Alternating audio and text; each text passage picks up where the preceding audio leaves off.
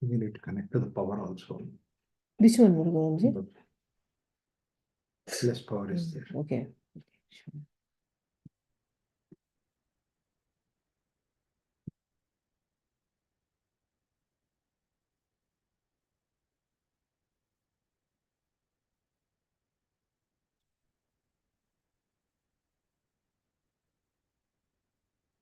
Yeah.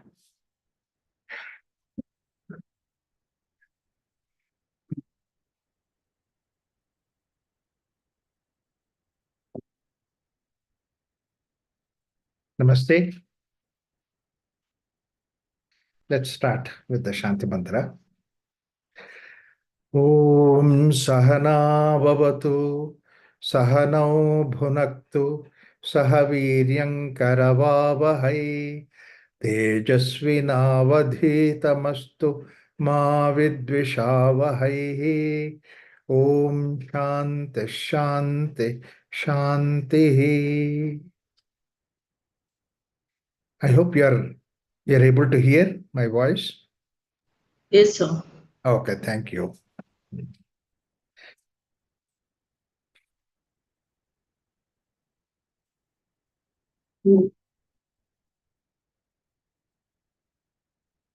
As I said that Vedas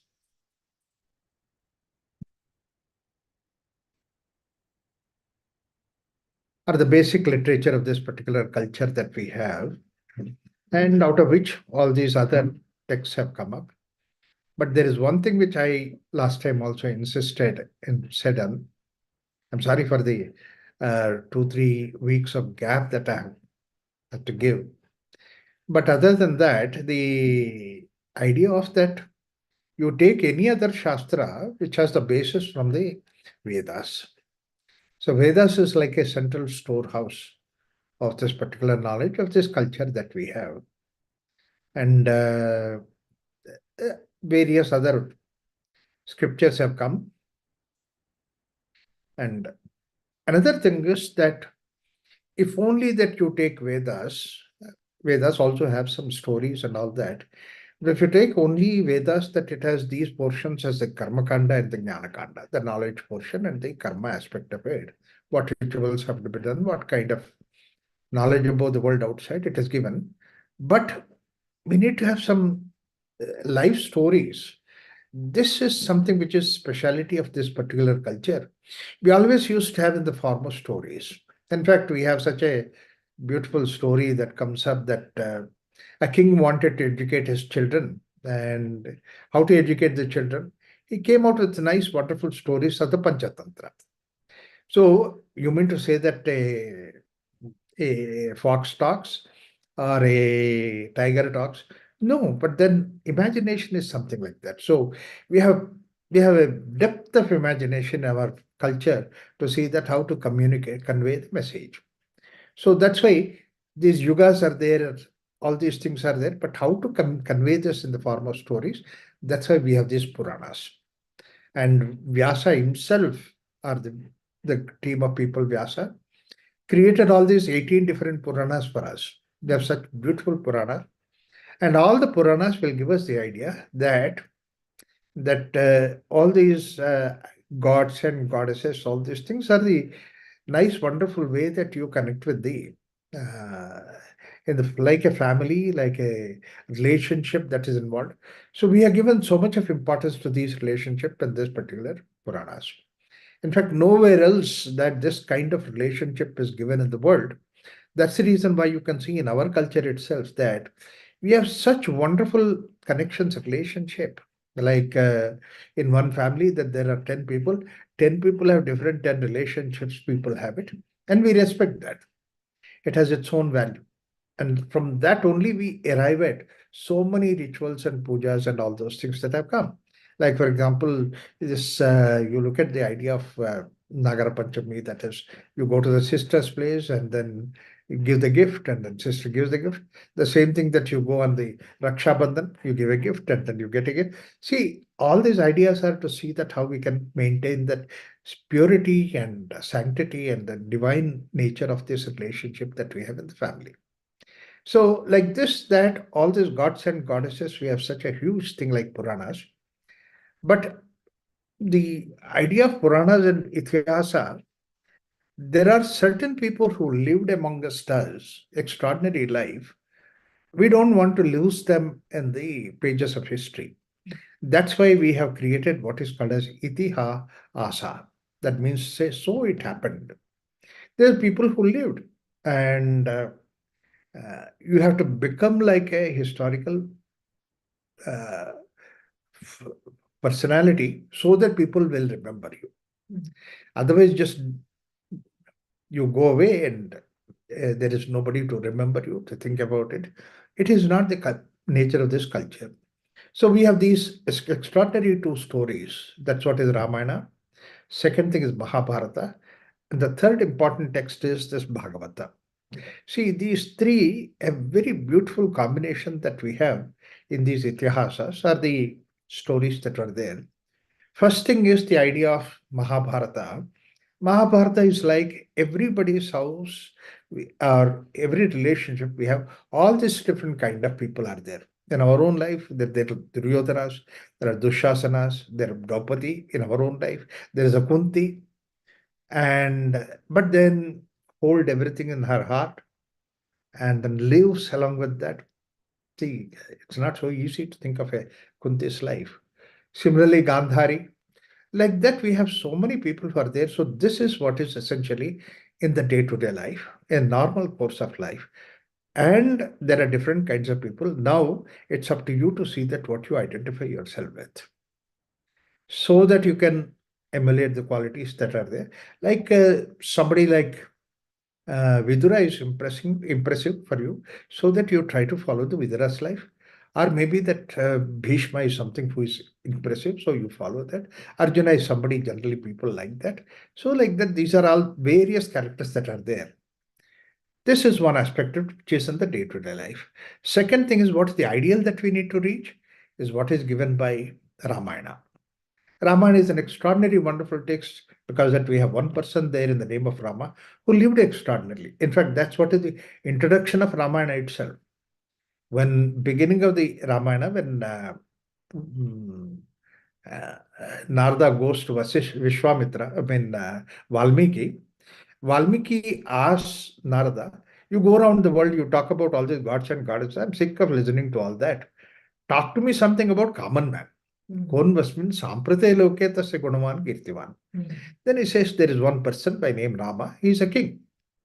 Ramo Namasya. And then his place is Ayodhya Ramanagari. And then he gives this idea. There itself he gives us suggestion. He has all these qualities. In fact, first three shlokas that he gives about the extraordinary, wonderful qualities of Rama he gives. So that means somebody as an ideal in front of us. And then when somebody having that kind of a extraordinary personality, what is that we can do behind it? So that's why we have other characters who follow him. Lakshmana is extraordinary, but he follows Rama. Guha, extraordinary, but he sees the way that he serves Rama. And you see, Hanuman is extraordinary qualities, but look at the way that in front of Rama, he's so humble. Like this, we have all these different qualities are there to see that how we can enhance the value. So that ideal value of human being is what is Rama's. Now there is something which is Bhagavatam gives. Bhagavatam gives an extraordinary, wonderful picture of what is called as a divine personality within us. Even that personality, Krishna, is not outside, it's within us, but it's a divine personality. And we all have that. So there is one thing called as the level where that normal human being, there's the next level where we can go to a dharmic way of life. And third is the level where we can reach the divinity. So these three texts are there, which are from the common man's life. So therefore, these are historical facts. That's why we call it as Itihasa Puranas. So like that, we have all these texts that are there, various stories that are given, and we have the creation and has to have three components. One is the creation, whatever that created has to sustain, and then it has to dissolve. So we have three gods created, Brahma, Vishnu, Shiva. These are all part of the creative world, creative aspect of it. You mean to say that they're really there? No, these are all the imagination that we have. But the most wonderful thing is that in this culture that we have, gods and goddesses are like human beings. So they have also their own family. They live together with that, and they have to take permission their family. Vishnu cannot do unless until Lakshmi gives him permission. Otherwise, he'll be left alone. And look at what happened when Shiva did not listen to his wife. And that really happened. So all those things are there. So it all looks like that human life kind of a thing, so that we get the pictures of that. And then every picture that you see in the Puranas, there is always good and bad. And then how ultimately good lives over evil. So it is a continuous process that goes on. It's not only one time. One Hiranyakashipa is finished. It means the world has become different. No.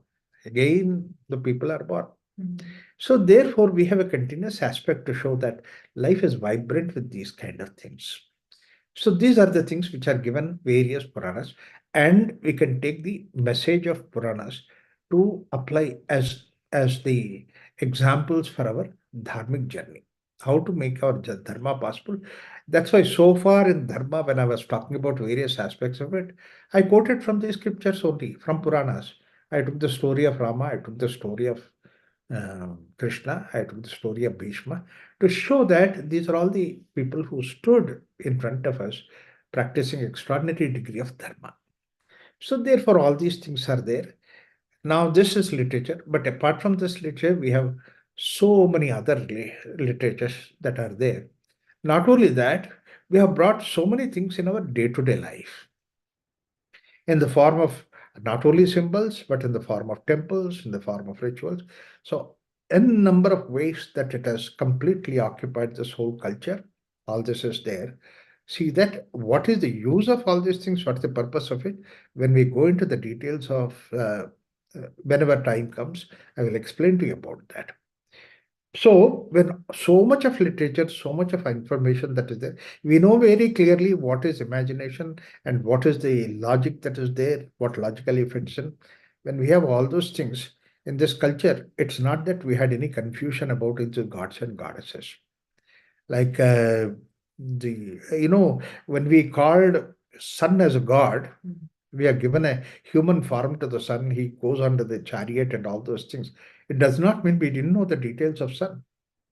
We knew that actually sun is a sphere, and then the distance from the earth to sun, near distance and far distance, all these things are given in the Vedas. So therefore, we have all that knowledge. Similarly, earth, we know that it's a sphere, and on that we are staying. It's very clear. That's why we had Bhugola. But at the same time, we called it the earth as a mother. That means to say, we didn't want just to be dry, cut and kind of a thing, but it's something we have to have relationship. So that means to say we have logic, but at the same time we have imagination. Both these things are embedded in this particular culture very clearly, without any doubt. So therefore, if anybody questions that, we have all these things very clearly about that. Emotions are given very important, and the bhavana is given very important. So therefore, that questioning is not wrong. Now, therefore, that question comes up, why we have to follow dharma is something which is very important. That means to say, why do you do the charity? Why do you do this self-control, discipline? All these things are there. So if our literature has done such an extraordinary, wonderful contribution in the area of literature, naturally we should have answers for these questions also. But as I said, that Puranas may not give an answer for these things because Puranas have a purpose. Gita also may not give an answer because Gita has a purpose. But whereas the real text, real knowledge that can give us an answer for that is Upanishad. That's why of all the knowledge that we have, the topmost of the Upanishad, the crest of all this knowledge is this Upanishad. So that's why our people have regarded the Upanishad as extraordinary.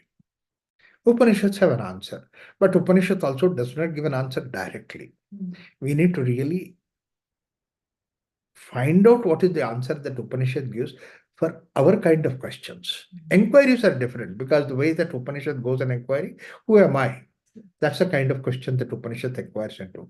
Or what is the origin of this universe? Yato va imani bhutani jayante, ena jatani jivanti. These are the questions that Upanishads ask. But then at the same time, though the questions are like that, we should be able to find out an answer for our questions, why we have to follow Dharma. And you come down to the idea of why we have to follow Dharma. That means, as I said, that basic principles of the Dharma. That means basically tell the truth. Tell the truth. Why should I tell the truth? This is what is the question that people can ask. Similarly, dana, give charity. Why should I give charity? So these are all the questions that when you come down to Dharma, the principles of Dharma, why we have to follow. Like, for example, self-control, Indriya Nigraha, Sanyama. Why do I have to do the Sanyama? Why cannot have more than one wife?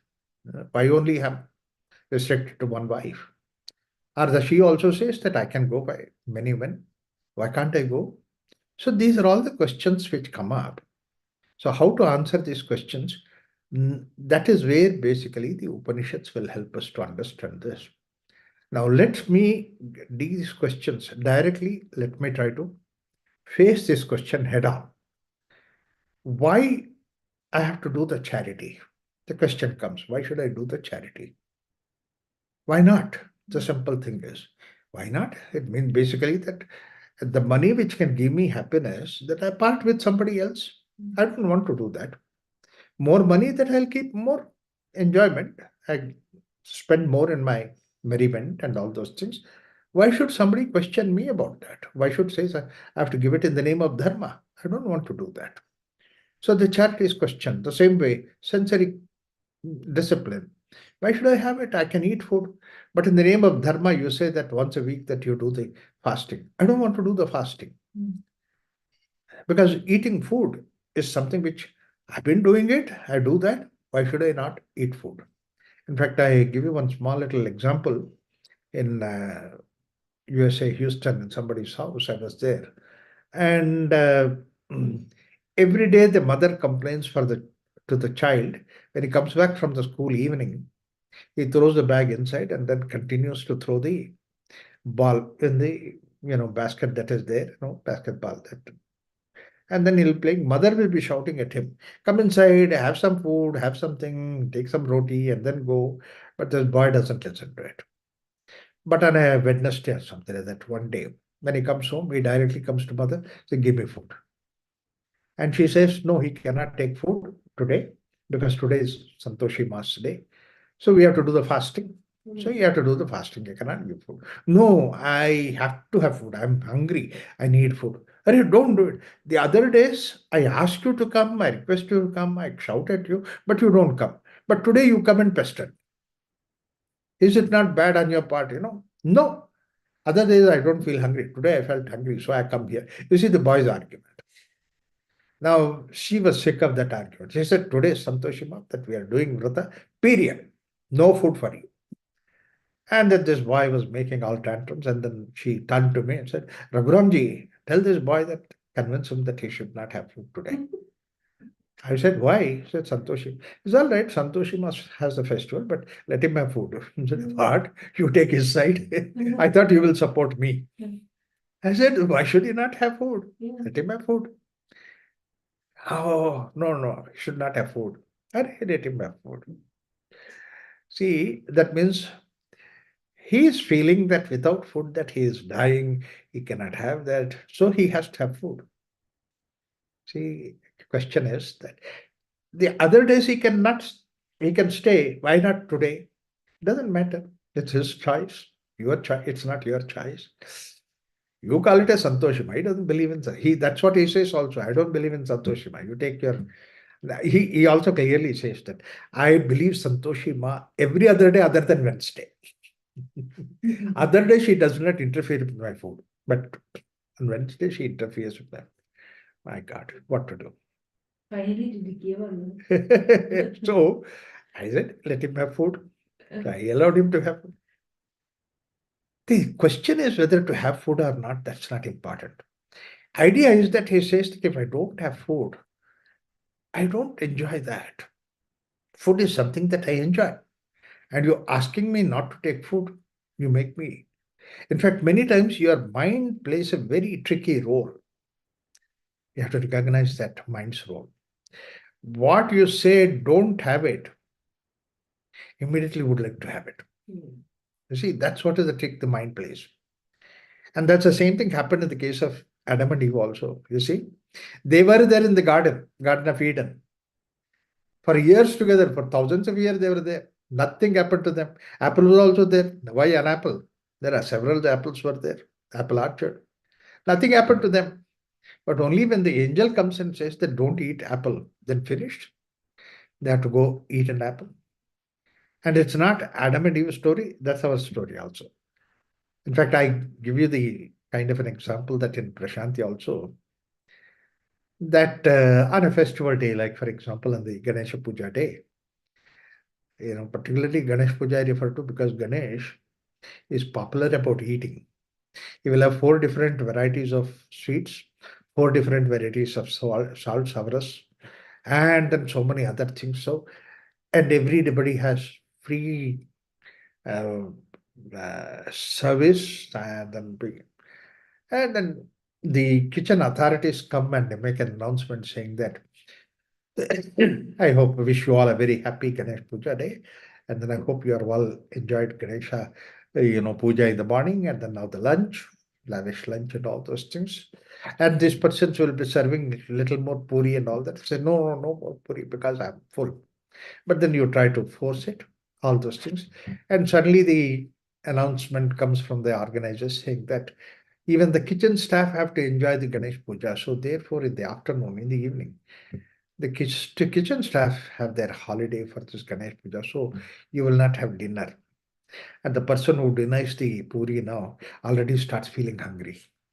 See, do you mean to say that it's real hunger? It's the mind which is playing. Mind plays tricks with us. If you don't know, mind plays with us. So the moment that there is something denying comes, immediately mind comes into the picture and say that why should I not have it? Now give me the logic. I would have every other day. Today also I will have it. So that means anything in the name of Dharma you bring about, Dharma, mind comes in the way of you in the form of a obstacle and then plays a naughty game with you that this is actually denying your happiness. It's my money, I spend it. Why should I give dana to somebody else?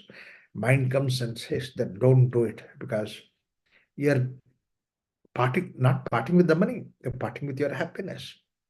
So every time the question is that you are parting with your experience called as happiness. Anything in the name of dharma seem to be against happiness. And nobody can come in the way of my happiness. Whatever name that you call it as Allah, you call it as Jesus Christ, or you call it as Santoshima, or you call it as Satyanarayana Vrat Puja and all that.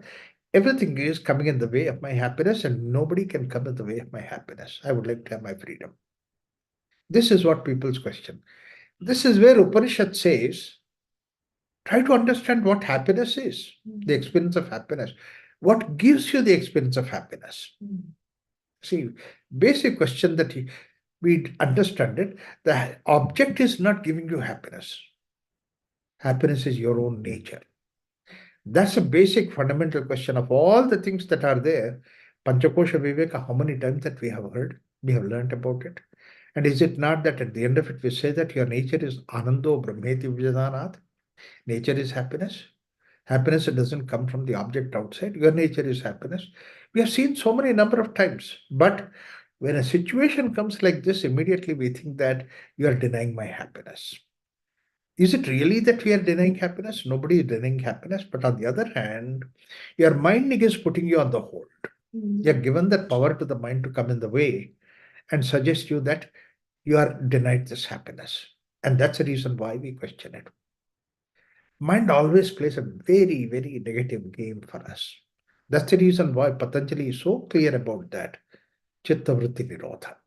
Because how many ever different ways that the mind plays the role. It's not that how much you have it. Mind always thinks of what you don't have it. Mind survives on what you don't have it. So therefore, that mind is the one which says that, no, if I give that, that means I'm encroaching into my happiness, and you are encroaching into my happiness. Even if you call it as Dharma, Sanatana Dharma, it cannot encroach into my state of happiness. This is what mind says. That's the reason why you put this question to the mind itself. What is the happiness? Kimananda simimamsyam? That's what Upanishad asks this question. Have you ever thought of what gives you ananda? In fact, he says that very clearly. The happiness in the object interaction with you, the kind of happiness that you get. Kimanatsamimamsyam Vishaya Vishayi Samparka Janitanandaha Ahosvitu Swabhavikaha. It's a natural state of happiness that you have when you are interacting with the object outside, when you are listening to the music outside, when you are eating some nice, wonderful food. Look at that happiness. Normally, what happens is we don't look at the happiness, but we look at the object which gives us the happiness, the situation which gives us the happiness.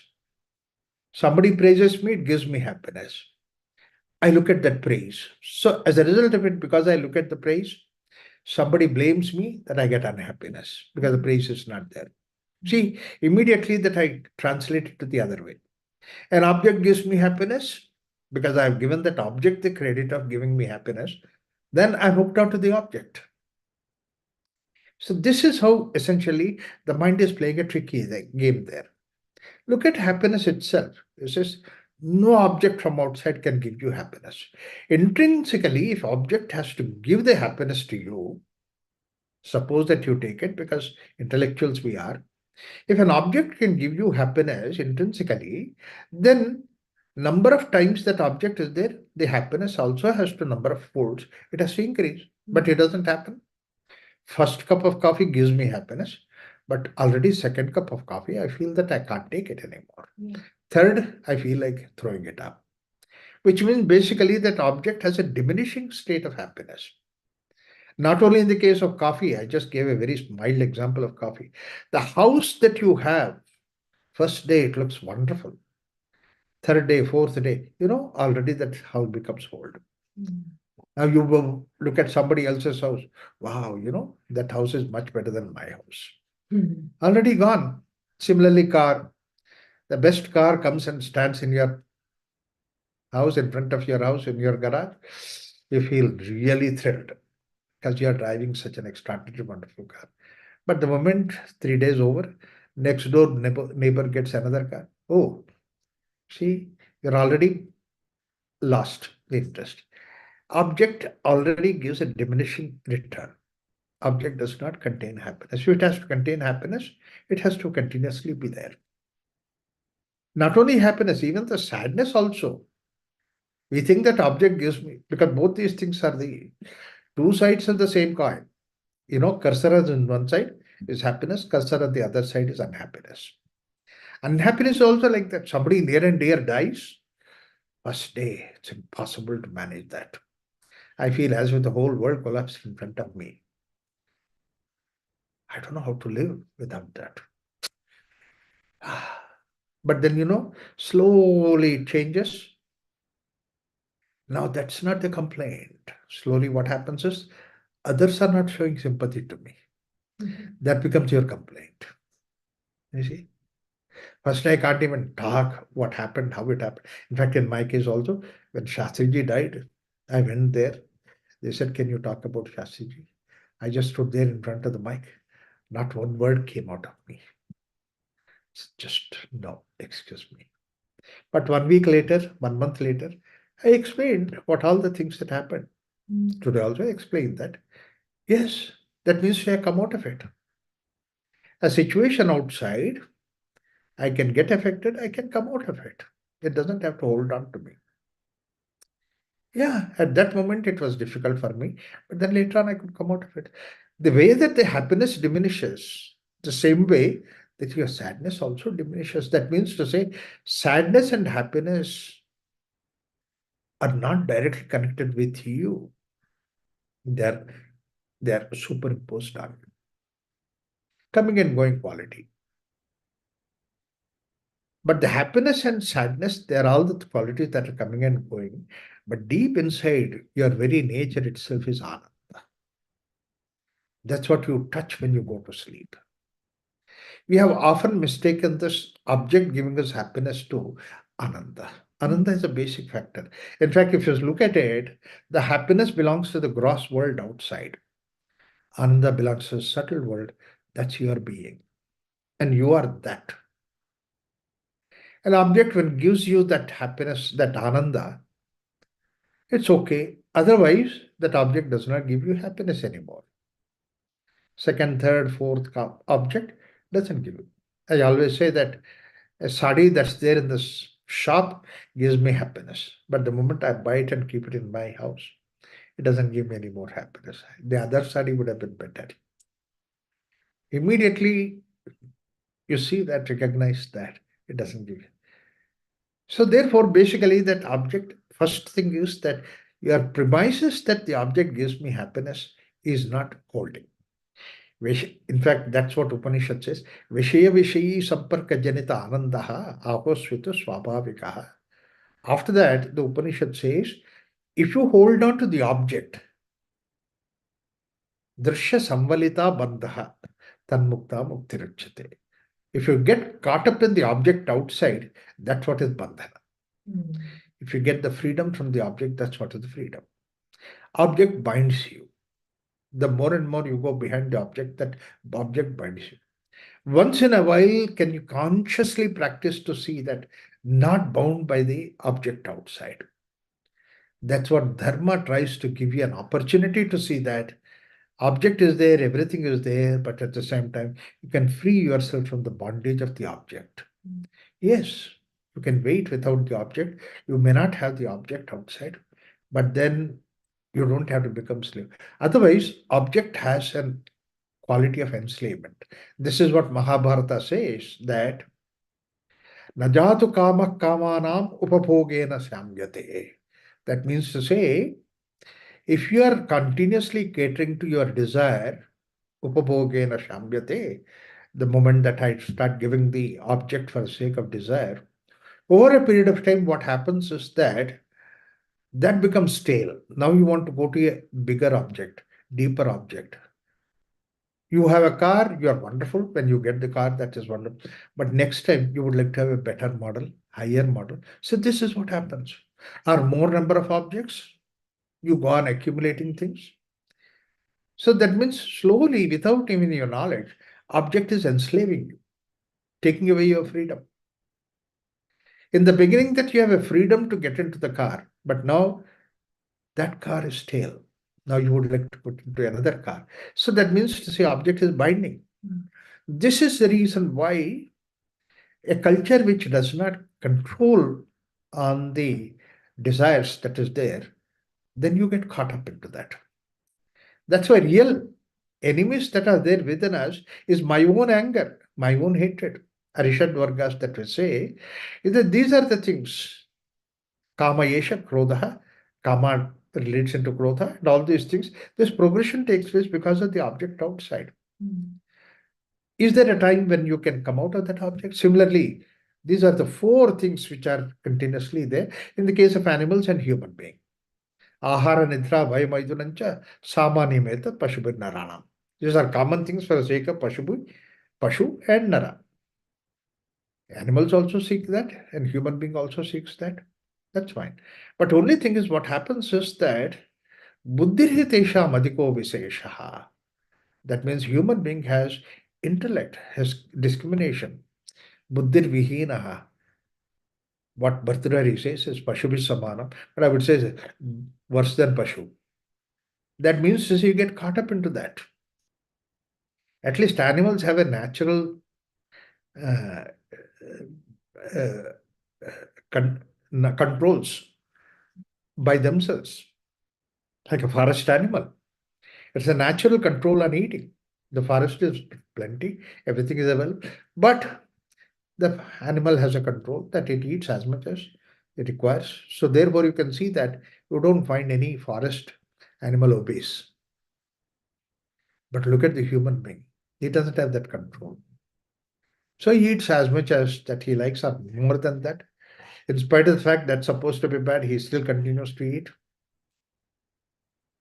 What an unfortunate thing that is.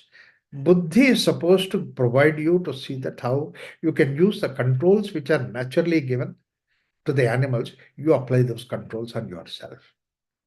See that various controls that are there in the case of animals, All those things are provided in the form of one unit of buddhi. Why it is like that? Because it's not one sensory organ for human being. There are so many sensory organs. So you have to have a control over your eyes, control over your ears, control over your this, that, so many things. All that is provided in one unit called as the buddhi, intellect, discrimination. You should use that. How much I can involve in my eyes, how much I can involve in this ears. So this control that we need to have it. But if you don't have that control, any sensory organ can lead you into the wrong direction. Excess of it. It's not just only the food I'm talking about. That's the reason why, in the name of Dharma, we have various things at various sensory organs, like talking. People practice mauna. It means I don't excessively talk. Otherwise, given freedom to you to talk, you can destroy the world outside, destroy yourself. In fact, by talking all nonsense, you are damaged more than anybody else outside. You're not doing damage to somebody else, you're doing for yourself. So therefore, these controls are there within us. This control in an overall sense. If I say that just simply control, it means like a complaint. So therefore, what they have done it is given the name of Dharma. So in the name of Dharma, you practice these controls. Then what happens is that it has got a spiritual touch. And why that spiritual touch? By controlling, what happens is that it gives you freedom from the sensory organ pulls, the attachment to the sensory organ pulls, that it gives the control over that. You don't become like the person who has these controls also likely lives like anybody else. A yogi also lives like anybody else. He will also have food, he will also have clothing, he will also have all those things. But only thing is that a common man is bound by them, but yogi is not bound by that. That freedom that you can get is what is called as bhakti or moksha. The freedom is not from the world outside, freedom is from within. That's why the whole aspect of dharma is provided for the sake of the next step. Dharma is not standalone. Dharma is something for the sake of taking you to moksha. And dharma belongs to artha and kama, the same world outside that you are dealing with. And you introduce certain innate disciplines on the world outside in such a way that you can get the freedom from the object outside. We are not enslaved by the object outside, so that our run behind the object outside will not be there. It can be stopped. Involved in the world is a wonderful place to give. Now, once that you become objective, slave to the objective world outside, both you run behind the world for the sake of happiness, and second thing is you also curse the world. The world is horrible, world is bad, world is this, world cannot provide that. All this kind of thing. And dharma, you blame for that. So therefore, basically, all these aspects of dharma is to see that how it can take you away from the enslavement. This is one aspect of it. But there are other aspects of dharma, why we take it. This is one very strong, simple, sincere object is that to see that how you can free yourself from the enslavement of the object outside. But that's not good enough. That's not sufficient. You need to further go beyond that. And that beyond that is what the other aspects of dharma will give us. First of all, that indriya nigraha, that is jitendriya. Now this indriya nigraha, jitendriya is not done with a curse. It is done with a pleasant way. And what is the way that it can be done in a pleasant way? Because it's in the name of dharma you do it. It's not that you're controlling for the sake of controlling sake. You see, what is the difference between controlling for control's sake or for dharma? It's like the way that if you are controlling for the sake of control, what you are doing it is one sensory organ is pulling you, another sensory organ that you are trying to control, but both these things are in the field of sensory organ. Now that sensory organ that you are controlling it, now will say that, okay, today I'll be under your control, but I'll be waiting for that opportunity to see that tomorrow I can take care of you for a ride. That's why people who do just a simple control for the sake of control, The moment they come out, they see that how much they excess. Yeah. People practice very strongly in a place. They go and do the fasting, water fasting, this fasting, that fasting, and then they do all kinds of fasting. 15 days, they lose 15 kilos of weight. They come back. All that what they lost in 1 week, they gain. Because you see, the world provides an opportunity for you to do. Why this happens? Because you're controlling at the center where the control is there. You are not controlling from a higher perspective, from higher pedestal. You are not standing yourself at a higher level. And you are at a different level, as Indian philosophy says that we are at different levels we are.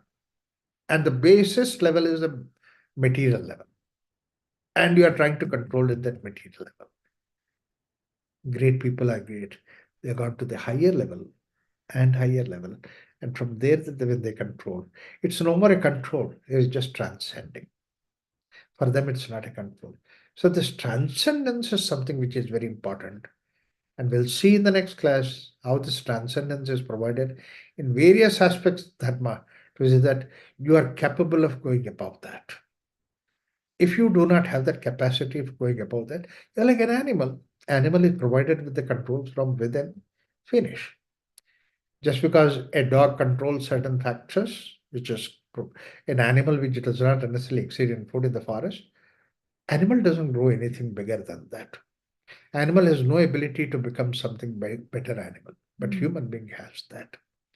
That provision of rising above, first step for that is required is that how can I do rise above the simple physical level, simple material level, simple sensory level.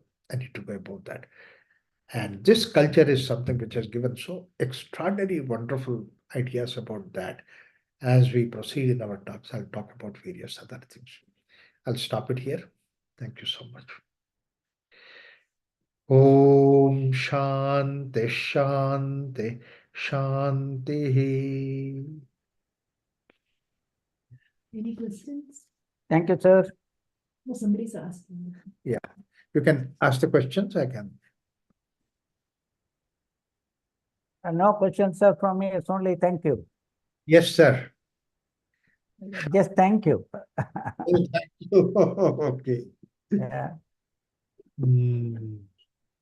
All of them, thank you so much only. Thank you for being Thank with you, us. Jai Shri Yeah. Ji. You were one thing, sir, just a thought. You were mentioning about Narada's talking to Valmiki about Rama story. Right. So just it came across this one was Valmiki Ramana. There was a discussion going on, and then they said Valmiki Ramana is a fiction. It is not a one. And then somebody said, no, what Valmiki has written is a fiction, but Valmiki got the original from Narada, that is called Mula Ramayana. Yeah, right. In fact, the funny thing is, I happened to get that book also. Ah, Yeah, yeah, Mula Ramayana. Yeah. Yes, Mula Ramayana. Yeah. yes, So in this it says, Narada tells Valmiki, this is the existing man and things like that. yes, right, And Valmiki built the story on that. right. Elaborated the story also. Yeah. And there's a beautiful incident. What Yeah. makes Valmiki to elaborate that Yeah. is also very beautiful. That is, after hearing the story of Narada, Valmiki is in that ecstasy Okay. and in a different state of mind. And Bharadwaja wanted that Valmiki Okay. go and take Sandhyavandana. Yeah. Sandhyavandana is such a cheap job. Okay. Now, and Yeah. Valmiki was in that ecstasy. Then Bharadwaja helps him, actually takes him to the river Sarayu. And then he looks into the Sarayu river. At that time, the moment he looks at Sarayu river, Valmiki feels, wow, this is like a pure mind of a pure soul. Sanmanushya manoyatha. Wow. And from that, if the Krauncha Pakshi event happens, then immediately the whole story Okay. unravels in front of him. It's like a I divine. say. It's a divine wish that happened. Then he says, when that happened, very spontaneously the sutra comes. Manishata pratistayam tamagama shashwati samaha. That krauncha mithana eva, like that Valmiki starts. Okay. Then Bharata says, Okay. a wonderful poetry. You said, Arre Baba, I'm crying. He said, no, this is actually the story of Ramayana. That's the beginning of Ramayana story. I say. Yes. Yeah. Yeah, thanks for the explanation, sir. Right. Thank you, sir. Thank you. Thank you, sir. Have a good night. Have a good night. Thank you. Thanks, Prabhaji. Thank you, sir. Thank you, Shastriji. Thank you, everyone. Yes, thanks everyone for being there.